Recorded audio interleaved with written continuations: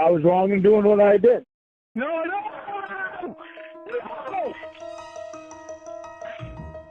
Are you listening? We all know Lorne has some cognitive disability. Somehow, somewhere, it's got a name.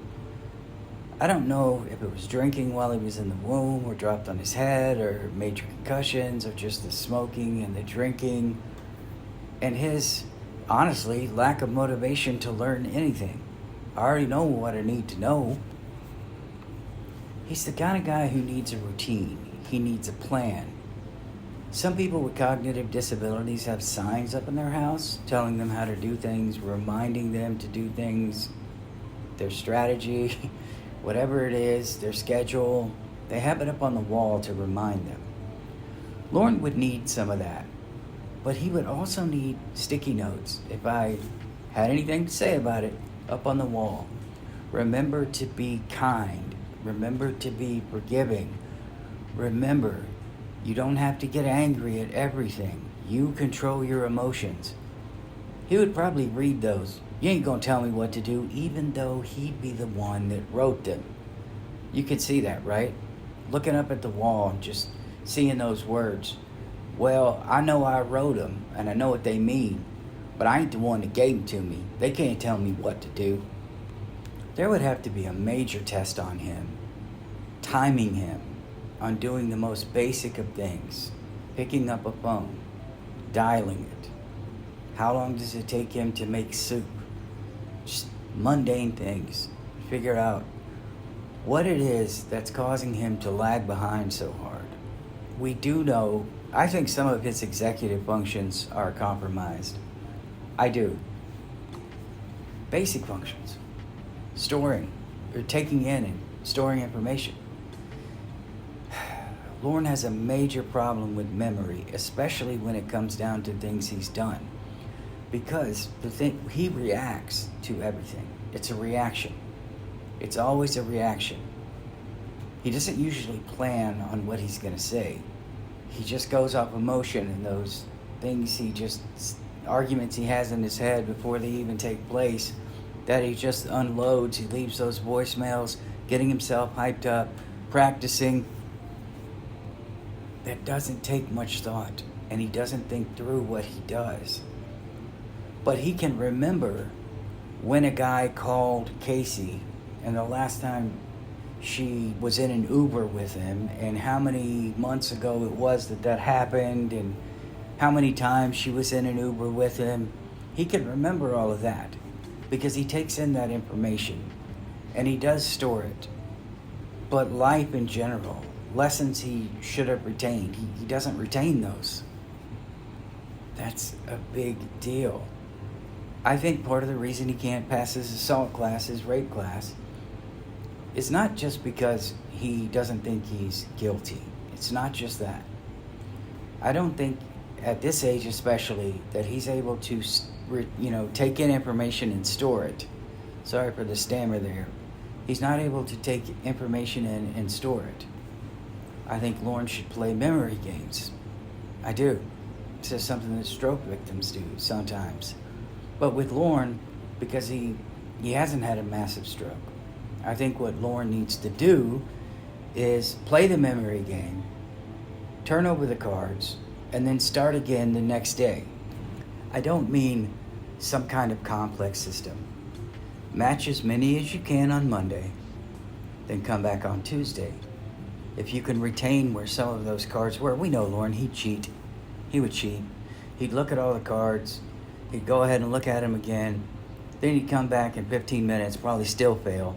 But see how long it takes him to match 16, then 32. He doesn't have patience and he doesn't understand the benefits of long-term testing. Just see if he can retain where those cards are. It would give us a good indication of how he processes and stores information, I think. We'd find out if it was concentration. We'd find out if he would even remember the next day to go and do, I forgot to do those cards. I'll get them tomorrow, which would completely negate the whole test. You'd have to reshuffle them, put them in different positions, and then have him start over. And I think he would do that. He likes being on the tutorial level. because it gives him an out, you know. We've talked about that. He can just say, oh, well, you know, I just started, don't really got it yet. No, I'm working on it, though. I'd have to sit him down and have him walk me through whatever it is he needs to do, to verbalize it. Have him tell me so that he hears himself saying it. And if he can't verbalize it, I'm not going to help him when he goes, you know what I mean? Crawling out of the mud. I'm not going to help him. We will sit there until he figures out how to verbalize the next thing, but he won't want to do it. He won't want to talk through it. He'll want to quit. He won't want to continue. That would be too difficult for him. He will want to quit and then move on to the next subject or try to change the subject. I don't see Lorne being able to verbalize anything. He can't express himself, his emotions. We know he just goes to rage. He's frustrated with himself, which makes him more frustrated with the situation. And having him walk out, talk out his daily schedule, walk through it, I think it would drive him crazy, because Lorne thinks he does better when he just goes outside and moves some dirt, or when he goes inside and cleans a specific room, or moves the clothes from one room to the other. I would also have him keep a log of things that he thought were important and things that he thought weren't important. Taking into account, I would actually, all of that, I'd have to have him verbalize what he did, because he wouldn't write down some things that might be the most important things during his day. He has no detective skills whatsoever. He just assumes. Without looking at any evidence, with no evidence, he goes crazy. So I'd have him write it down and then go over it with him. Why do you think this was more important? Why do you think A was more important than B? He would probably think moving the dirt from one place, moves some dirt over here, moves it over there. He'd probably think moving the dirt from one place to the other was more important than the equipment he was using to move it breaking down. That would be something he would complain about. Something minor. Well, I can just do it by hand, not realizing that without the proper equipment, it's going to hinder his job. It's going to prevent him. But then again, it's Lorne. He'd probably just quit altogether. He wouldn't find a workaround. I mean, we know Lorne. That's how he is. One of the other things I would do, anybody he knows, anybody he supposedly cares about, these catfish women, if they were real, make sure you get a picture of them smiling and you put them up on the wall where you usually talk to them. Now, why is that important? Because if Lorne could see them on the wall smiling, I don't think he would be as willing to just go crazy rage. He can't see them. And I think that's his problem. We know he's Big Brother. He can't see them. So when he pictures them doing devious things, it's usually, he probably has them with it's in a devious manner. It's obvious it's a devious way, anywhere. He probably pictures them laughing at him or giggling or whatever else he thinks is going on. Put him up there. Whenever I was missing people, I just put them up there because I missed them. And I could look at their faces, and when I'd call, I could look at the pictures, and it would just remind me who I was talking to fully.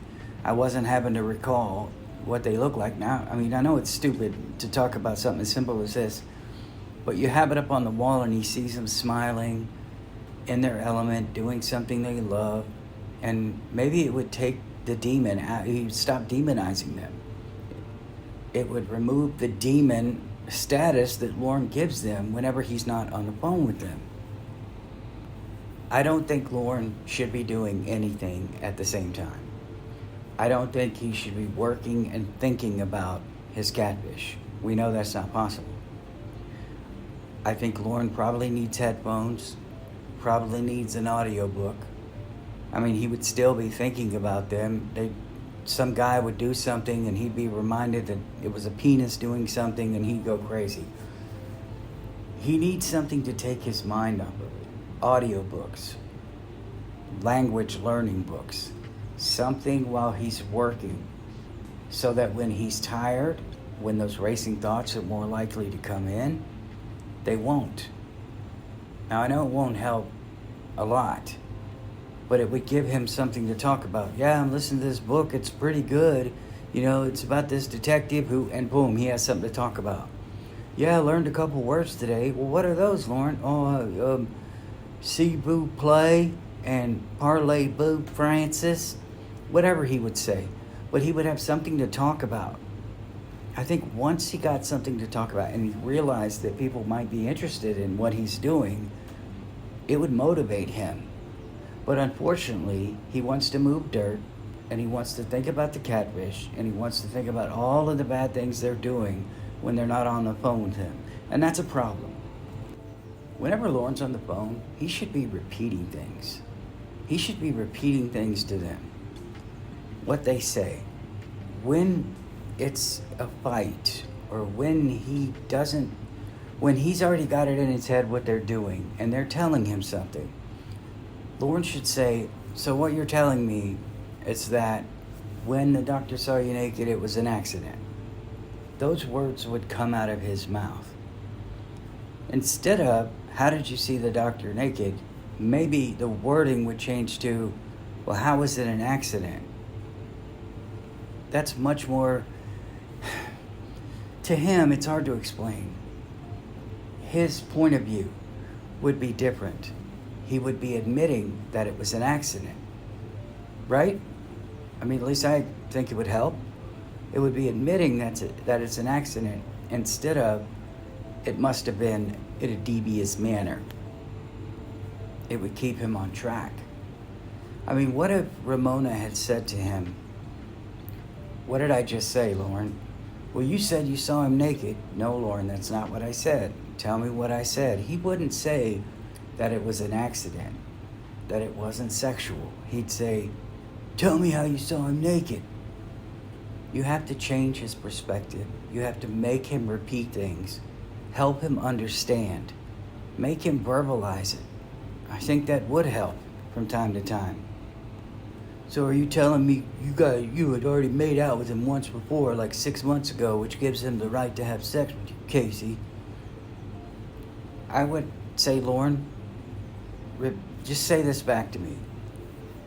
We made out one time. You could stress the word and have Lorne go, we made out one time.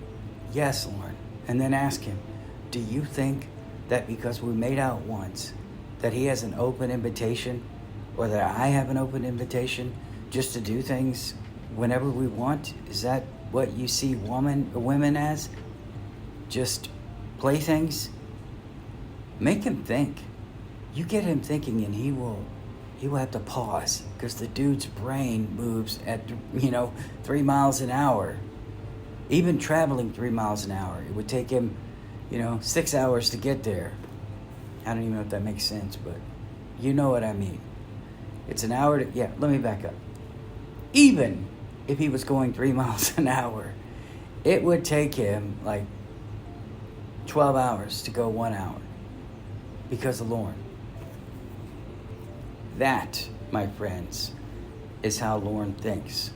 None of that, and you have to forgive me, I wasted your time, I apologize.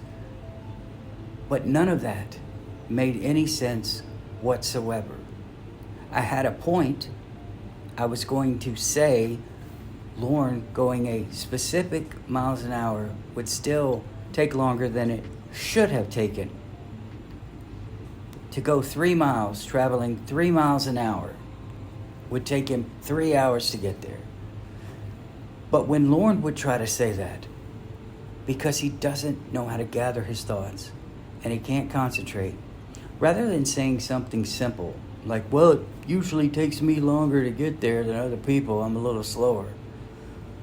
Lorne's brain, it just misfires. Again, I apologize for wasting your time. It just misfires. Remember the whole, if I was a baby and your grandmother knew that I was a baby, and then so proudly he says, would she want me to die? None of that makes sense. None of what I said makes sense. None of it. Takes him 2 hours to watch 60 Minutes. That kind of joke. You'd have to establish his limits. You'd have to work on his communication skills and establish his limits. Help him understand that when he gets new information, he needs to process it, he needs to understand it before he starts arguing using that as his basis for the argument. That's what he does. He hears something and it immediately becomes ammunition. I think Lorne has brain fog. When you're not thinking clearly, and especially when he's drinking, obviously, but when you're not thinking clearly, you can't recall facts, you're tired. If you're taking Lamictal, they call it Lamictal brain, you have trouble concentrating. Sometimes you're very eloquent, and sometimes, like me, a lot of the time, you just blurt out words and you hope to God they make sense. Not as bad as the example I gave, but you know what I mean. I would have to take Lorne into the bathroom and put him in front of the mirror. And I would have to have him tell himself in the mirror what he's going to do today. Not the, doggone it, and I'm wonderful, and I'm worth it. Not positive affirmations with Stuart Smalley or whoever that was. He could use, here's another thing. It may help you too. I apologize, I'm all over the place. But voice recordings. Say what you feel at the time. Say what's making you mad. Then you go back and listen to it. You hear what's making you mad. You're probably in a different mindset. You may have some new information. And you look back at that and you're like, wow, I was mad at that? I must have just jumped the gun on that. There's no way. Lorne, before he goes to bed, verbalize it. Record it. Maybe take some of the power away from it. When he wakes up the next morning, listen to it. That's what I was mad about. He should have to look up on the wall, like I talked about with the notes. And nothing you're mad about is worth damaging a relationship. Hit him with that. Nothing.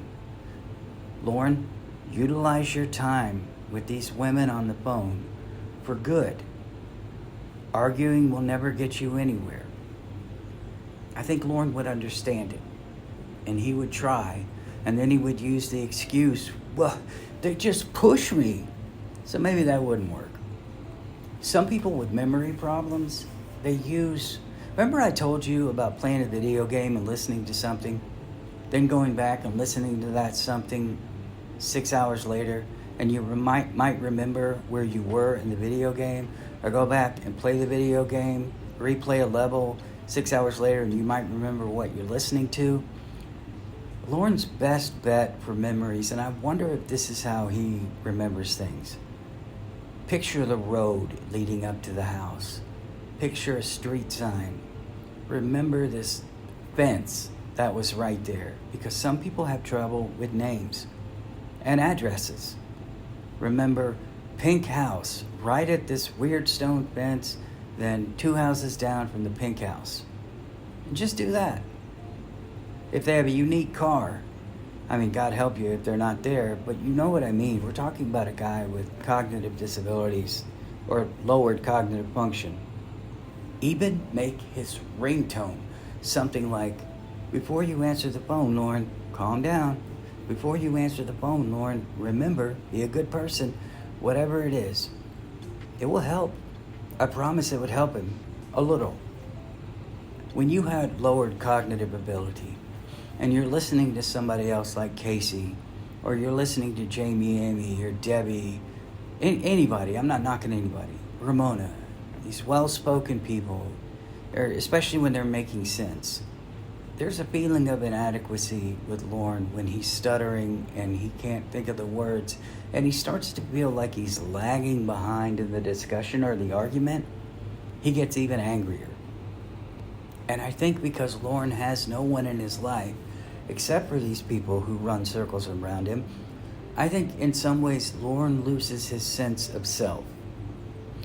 That can happen also after you have like a massive cardiac event, a stroke,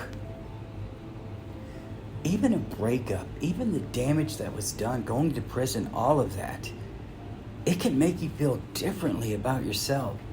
And when you feel differently about yourself, that different self does different things, different actions you would normally not do. I would know if I turned into a rage monster, that's not supposed to be who I am. And I've been trying to forgive everyone, no matter what it is, no matter if I feel like there was an injustice done. I try to be nice and I try to forgive. I don't think Lorne can do that. And if he ever was giving, maybe he really was giving, that person's gone. And he should recognize that. Going through what he went through, it could be a confidence blow to him. You know, working through grief, like I talked about, it is different for everybody. Some of us will be unaffected. We will work through it and move on. But there's no way of knowing how long that would last. And when you're Lorne and you hate those feelings, you just hope and hope that they're going to go away the next day that you wake up. How long is it going to take for my anger to go away? Because Lorne is constantly anxious. He's restless. Feels on edge. He's got that sense of dread. He can't concentrate. Probably heartbeat is racing like crazy. I bet you Lorne trembles. Bet you. And I bet you he's constantly sick at his stomach. He uses the word anxious instead of nervous. He stays in a state of heightened awareness. So all of that is likely to be true. And that's another thing you would have to work with him on. Lorne, if it's out of your control, it's out of your control. Don't ignore it. But just say, you know what? I can't change the way that person is feeling. I can't change that person is doing that. I've tried. They're not going to change. That's the way they are. But he would rather the world convert to him than him convert and try to get back into the world.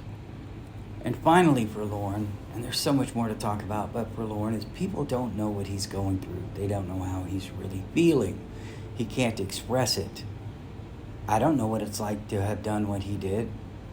I don't know what kind of person, I do. We know what kind of person he was, but for people that go in there, I don't know what kind of people they are. They're different when they come out. I don't think Lorne's different. I think he sat in there the entire time, kept his identity, got angrier. I'm not a loser, because it's probably what he thought his entire life. I'm not a loser. Let's hand you your diploma, Lorne. I'm not a loser. Anyway, I just think that if he felt like other people understood what he went through, and he didn't talk about NBC, he talked about how embarrassed he was, not how angry he was, how sad he was, not how angry he was, not how wronged he was. If he would try to verbalize that, maybe people could sympathize. Maybe they could understand who he is and what he's been through. Anyway, that's it for today. I love you guys. I'll see you in the next one.